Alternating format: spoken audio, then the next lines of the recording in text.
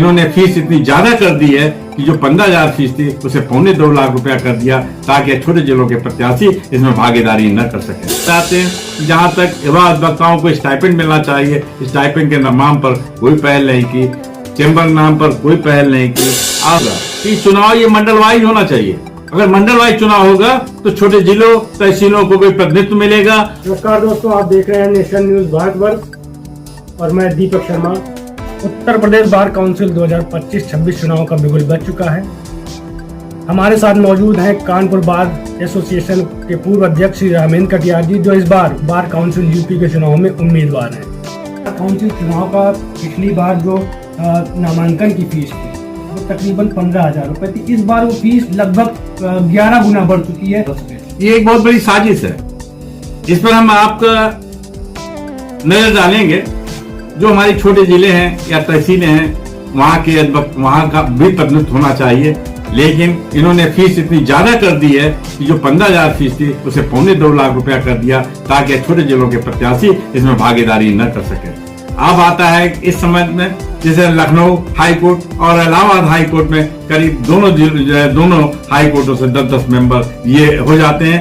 अब उस समय भी मैंने कई बार लिखा पढ़ी की और अधिवक्ताओं के आवश्यक मांगों को लेकर कई बार उत्तर प्रदेश बार काउंसिल में समझ जब मैं प्रेसिडेंट रहा और उनके पास आवेदन किया, मांगे रखी, लेकिन हमारे नुमाइंदों ने इसको कोई भी ध्यान नहीं दिया। अब हमारी मांग थी कि जो केंद्र सरकार है उनको बेच करके न्याय विभाग में कम से कम ये चुनाव मंडल वाइज होना चाहिए। अगर मंडल वाइज चुनाव होगा तो इसमें हर छोटे छोटे जिलों को भी प्रतिनिधित्व मिलेगा, लेकिन ये नुमाइंदे जानते हैं अगर हमने इसे मंडल वाइज किया तो हमारा यहाँ से जाना सुनिश्चित हो जाएगा, छोटे जिलों को प्रतिनिधित्व न मिले। इसलिए इन्होंने ऐसे मामलों को के कोई भी प्रस्ताव पारित नहीं किए।